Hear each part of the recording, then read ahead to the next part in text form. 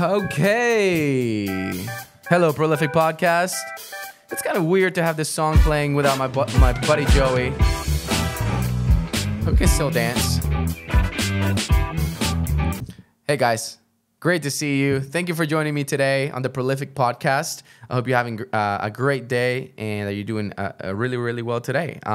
As you can already tell, it's only me. It's just me. My buddy Joey is actually sitting on the side of the desk right now, so he's still here, just not recording. We wanted to do some episodes where we were just by ourselves doing our recording, and so here we are. And what I want to talk to you today about is marital communication. So just so you know, we're actually developing some resources and courses just for the benefit of different things, people with addiction, and for marital communication, we're creating a course right now. And so I wanted to give you, with the limited time that I have today, just a little bit of what is going to be on that course, just for just to help you and to give you some value today. And so that's what I want to do. We want to talk on communication because I personally believe, guys, that marriages, there are a lot of marriages that have two great people who just have a poor skill of communicating. And I really believe that a lot of times it's not even the people in the marriage. It's just they have really, really poor communication. And communication, in my opinion, is a skill that you can develop. And so a lot of the stuff I'm going to share with you today is stuff that my wife and I have had to bump into over the years that we have been married. We've only been married for now 5 to 6 years. We've had to bump our head against the wall. We've had to have poor communication, evaluated, fix things, have poor communication again, revisit some things, remember that we said we were going to do that thing, and just working on this thing day in and day out. And a lot of these things have come from that daily work with my beautiful, beautiful wife. And so obviously, I'm absolutely blessed with Tara, and it's very easy to communicate with her now, but it wasn't always, okay? So I want to tell you a little bit about that. So Tara and I actually had really, really poor communication. So when Tara and I met in high school, we had really, really horrible communication. Like, we never talked about important things. Like, it was all implied. It was all kind of just, I don't even know. I don't think through high school we ever had like one good conversation, and we kind of dated in high school. And then we went through college, and then we got together again. And I remember like our breakthrough moment was the very first time that we had a conversation where like things were cleared up and we had clarity, and everything changed after that. Like, when we realized that we could have a conversation, get a message across, not be confused, like all those different things, it really, really changed our relationship. And now it didn't make it perfect. We had, through our dating time and engagement time and through our first year of marriage, man, we fought and we had crazy just disagreements, and so it took a lot of work. And but the great news is this: the great news is that our communication today is just so amazing, and it's so easy to talk to my wife. It's like so incredibly easy. And so I just want to encourage you, because a lot of times you might see somebody talking about communication, right? So like, I'm some random guy on here giving you pointers on how to communicate, and you might think that like people just arrive like with this knowledge at marriage. That's totally not the case in our experience. And so that's the first thing. The second thing I want to tell you is that I believe that this podcast will be especially important for people that have poor communication. And when I say poor communication, I want to explain what I mean by that. So what I think poor communication is communication where there's probably many different examples, but I want to give you two primary examples. One, you hit the same topic multiple times. You've talked about this thing and it doesn't move. Like, you guys are at the same corners with the same opinions. There is no forward movement in your communication. And I just want to tell you, if nobody has told you this, that is a good sign that you're not actually communicating, because communication is getting a message across and also listening and having some sort of working out and resolution that moves forward, right? And so if you just continue to have the same conversation and nothing changes, you probably need some help with communication. And then the second example is there are people that actually go south. Do you have the same conversation, or you just have conversations in general and then it just goes south. You start screaming, you know, drive away, or, you know, whatever it might be. Just, you know, you start saying the word divorce, or you get the kids involved. Oh my gosh, that's another one. I probably won't get a chance to hit on that one during this podcast, but you make other people a part of the discussion that is not a part, that shouldn't be a part of their discussion. And so there's just a lot there, but I just want to encourage you and tell you, like, this is a skill that you can develop. And I'm just going to give you a few of the things that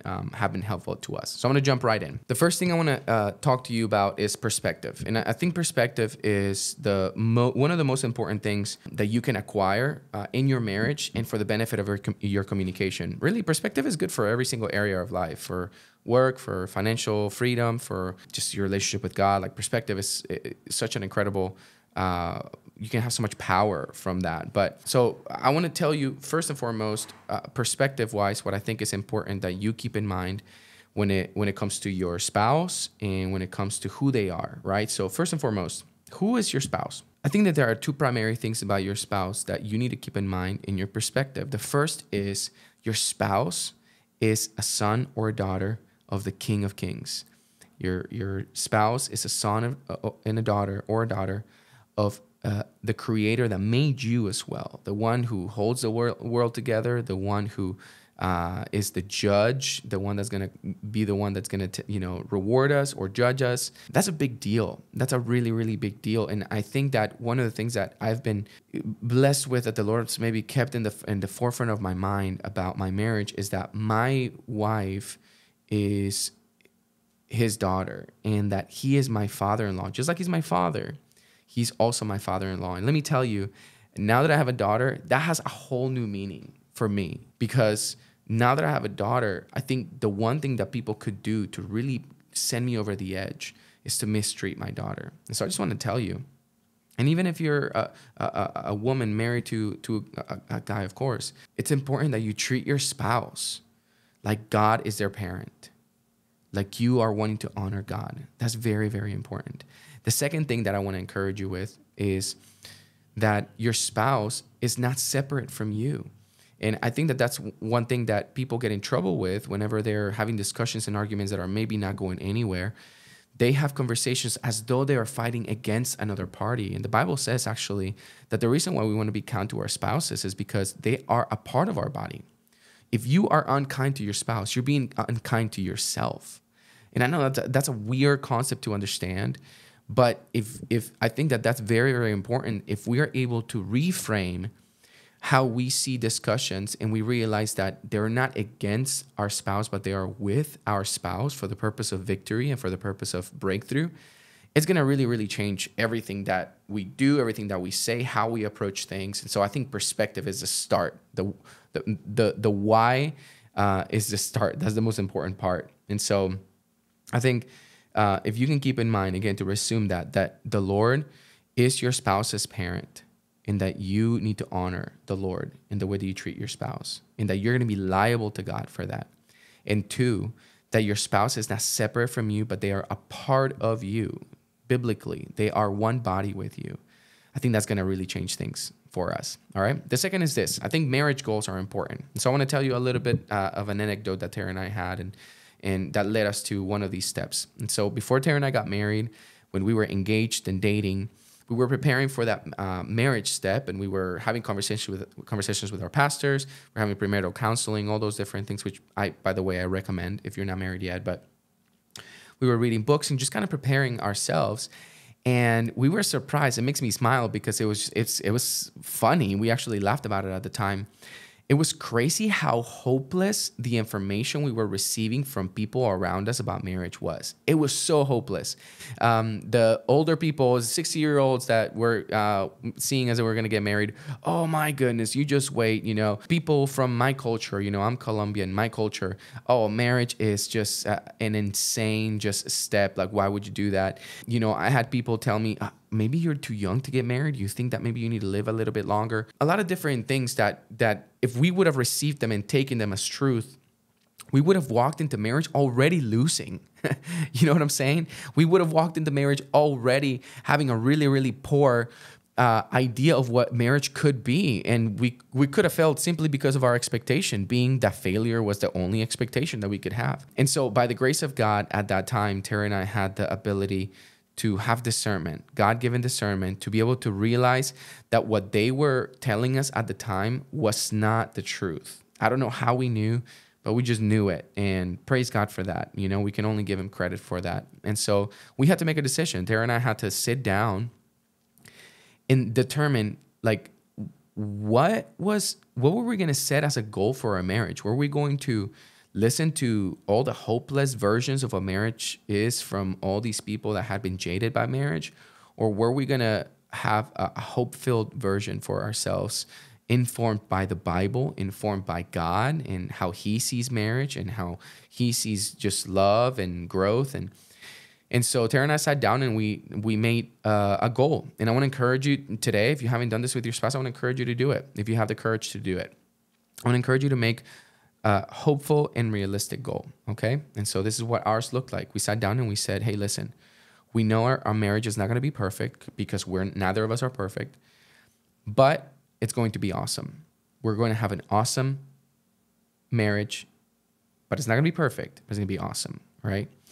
And I can tell you right now that whenever things have gotten hard or discussions have gotten very, very, very, maybe have gone south or maybe are not moving anywhere, we always go back to that goal. We looked at each other in our eyes and we say, hey, remember that thing we said? We said we're going to have an awesome marriage, not a perfect marriage, but an awesome marriage. And so that's going to give you two things. The first, it's going to give you hope for the future, all right? So it's going to give you something to shoot for and to strive for, which is to be awesome people so that you can have an awesome marriage, right? And to listen to God and yield to the Lord.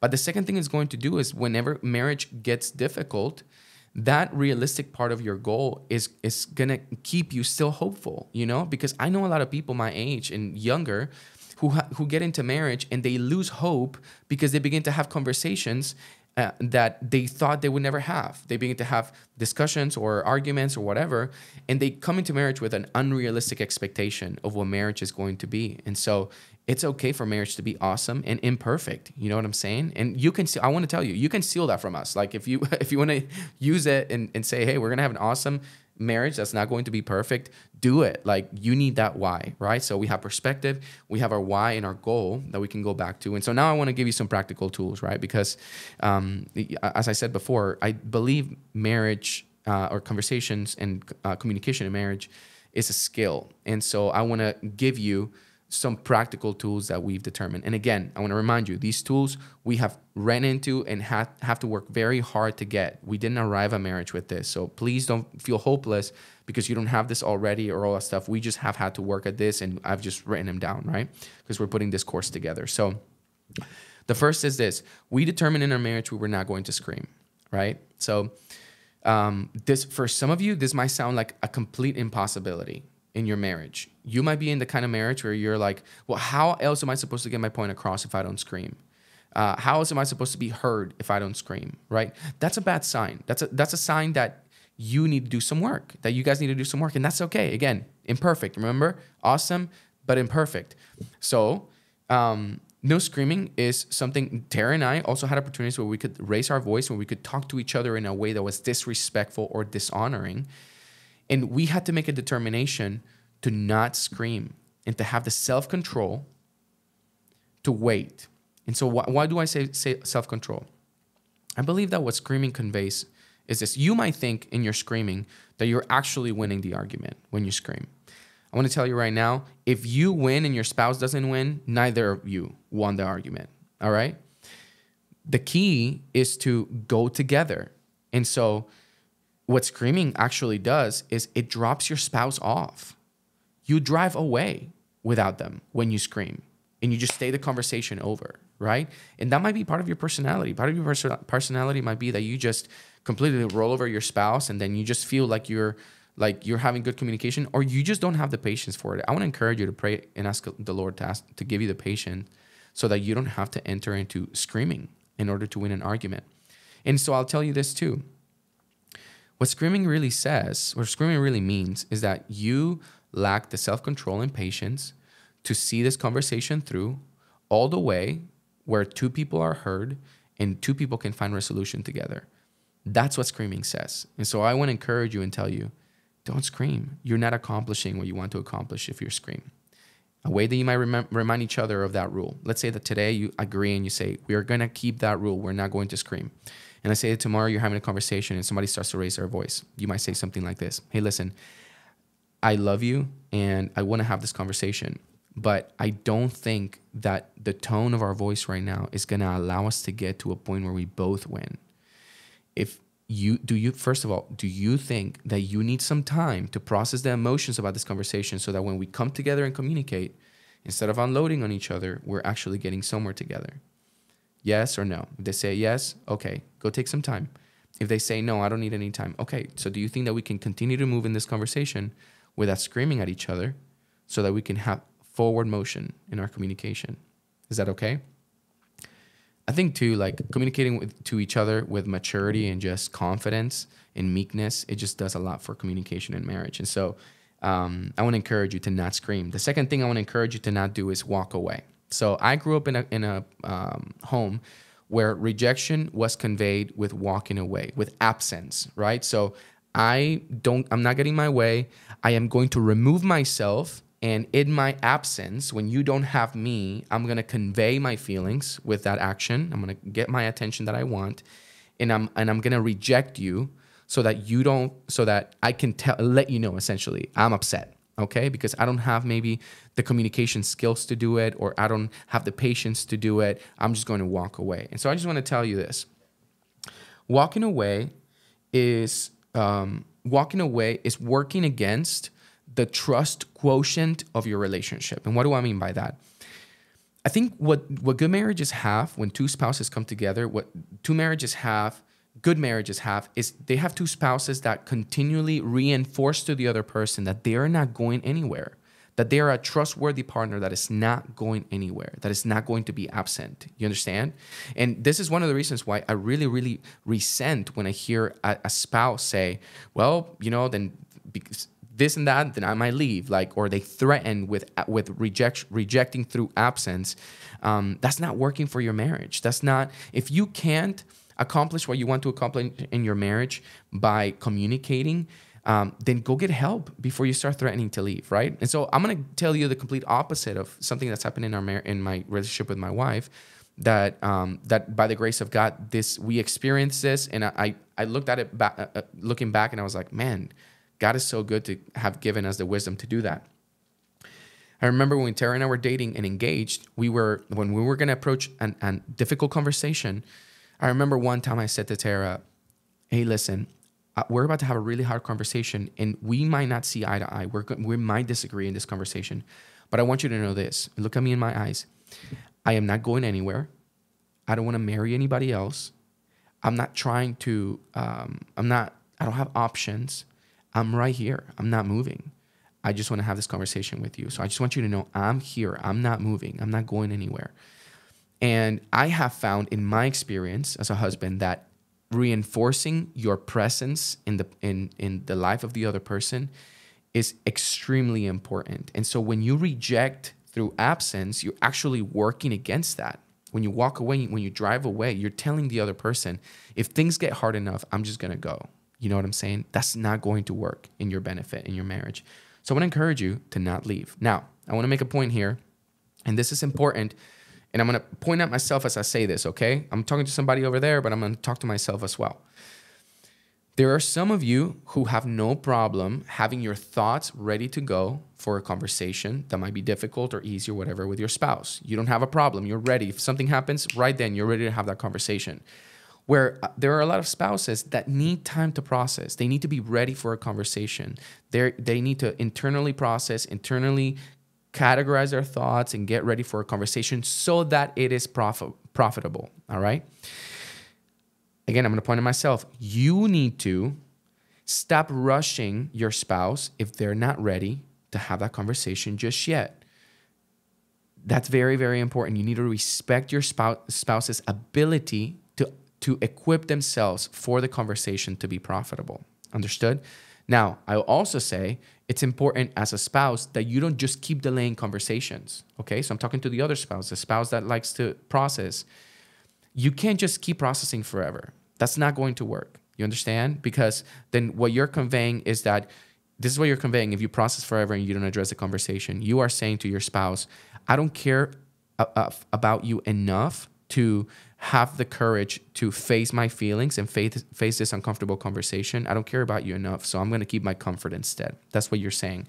And so I want to encourage you to not roll over the other person and try to have the conversation right away, but also not delay it forever, okay? And so that's not an example of absence or walking away in the midst of a conversation. That's just, having wisdom. And what that might look like in a conversation, it might be, hey, listen, if you're the processor, hey, listen, I want to have this conversation. And how about, this is good. Maybe you set a deadline. You said, how about we talk about this tomorrow at this time? Let me just process my thoughts. Now the other person knows that you're ready to have the conversation and all they need is to process their thoughts and you're not leaving them in limbo, which that's a whole nother conversation as well. All right. So that's very important. Walking away is a big rule for us. We don't do that. The other one is no dismissive body language. Man, I cannot tell you how much body language conveys to your spouse about the way you feel about what they're saying, one, and what you feel about them, two. We are so unaware of our body language, and you might be saying all the right things with your mouth and with your face and with your body language completely erasing it, what you're saying that is good, okay? Examples of dismissive body language are eye rolling, okay? Your spouse says something and you go, right? Another one is, I used to do this one. Your spouse is talking and they say a point, maybe they're talking about their feelings, something they feel that you don't agree with, and you go, you laugh, right? That is essentially, and I'll tell you what, that you don't want to do that. I tell you why you don't want to do that to your spouse. When you use dismissive body language, you are telling your spouse that what they're saying is not important to you, one, and two, you are saying that you think they're a phony, that they're dishonest, right? Like what they are saying has no grounds of logic. And that's not good for a few different reasons. But one primary reason why that's not good is, one, you're going to shut your spouse out and they're not going to want to talk to you anymore. But two, so that's a one, shut them out. Two, you're going to take the conversation into fighting, not conversing and trying to get somewhere. And three, you are going to rob your own influence whenever you are going to want to convey something that maybe the other person doesn't agree with. You're going to rob your own influence and your own the trust that you have with them for when you say something. And so if you eye roll, then you're going to set them up to do the same thing if they don't have enough self-control, and now your communication is going to go down and just worse and worse and worse. And so it's just so important that you have the self-control to not use dismissive body language. Don't do it. It's not going to be good for your point or for their point. All right. The next one is this. Cynicism is a big one. And this one we're going to touch on more in the course, but being cynic in your conversation with your spouse is very dangerous, because when you're cynic, you're essentially telling your spouse that you don't trust them. And you're essentially telling them that nobody should trust them. And that's when you arrive at a really dangerous place in your relationship, when you continue to convey a lack of trust for your spouse. I believe, and we'll talk about this more in the course, but I believe that trust is the foundation for relationships and for marriages. You, on a daily basis with your spouse, are making deposits into that trust account, or you're making withdrawals, right? You tell your spouse you're going to get home at a certain time and you don't, you're withdrawing. You tell your spouse you're going to pick up the kids at a certain time and you do, you deposit, right? And it's that trust you continue to develop, and you don't want to rob that account because it's a joint account. That's not a separate account. That trust account is a joint account. Don't rob it with cynicism, all right? What being cynic might be like, again, going, oh, okay, yeah, all right, well, yeah, sure, okay, yeah. You know what I'm saying? Like, once you get there, you're in bad shape, you know? This is what you might say if you think that what they're saying is not true, or maybe they don't mean it, right? This is an example what you might say. Hey, listen, I know what's coming out of your mouth, and I'm not going to say you don't mean that or that you're wrong, because I don't want to assume that. But I want to tell you that from my side, it doesn't sound like something that I can receive because of this and this and that. And so can you help me with those? Like, these are the things that are keeping me from receiving that as truth. Can you help me with those? You know what I'm saying? Can you help me balance those accounts? So that's just an example of how you might do that. You might have a better version of how to do that as well. But I encourage you to not have cynicism in your marriage. All right. And then the last one, and this is it might seem like out of left field, and I just put it on these rules because I just think it's important. I think it's important that you remember that your communication, the purpose of your communication is not to get the thorn out of you. It's not for the purpose of emotional dumping and just getting that thing out of you that you really want to just tell the other person. And trust me, I've been there, right? But the purpose of communication is to get somewhere. You want to get somewhere together. And so I just want to encourage you today, like whenever you talk to your spouse, it's super, super important that you are seeing it as a goal to get somewhere together. Where might that somewhere be? Maybe that somewhere is an awesome marriage that is imperfect, but you're trying to get there together. And why are you doing that? Because your spouse is a part of you, and because they are a daughter or a son of the King, and you are wanting to honor the Lord. And so it's just super important that we have some rules that we go back to. So the way that's going to be called on the course is rules of engagement. How do you have good communication with rules that you said that you always come back to? And we'll talk more about how to remind your spouse of those rules that you have set.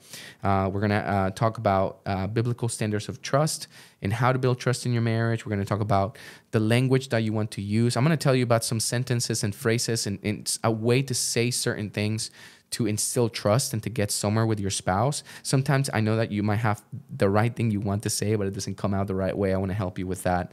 And I want to help you how to facilitate your communication in your marriage so you have great communication. And so, again, I'm just another guy. We've been married for 6 years, have ran into walls so that we can get some of these things, but we just want to give them out because we have a great passion for marriage, and we want to encourage people that are younger than us, people that are older than us, of the beauty that marriage is. And so I just hope this was helpful to somebody. I hope that this found you well. I hope that this is something that you will go and apply, and that will make your marriage better, and that will make your kids better and your generations better. And I just want to encourage you to continue to do the work that it takes to become better in marriage. We work and do continued education for so many things, for our careers, for, our kids goes to school, but when it comes to our relationships, sometimes we do the least amount of work. So continue to do the work and continue to be prolific. Love you guys. Thank you for joining me today, and we'll see you guys next time.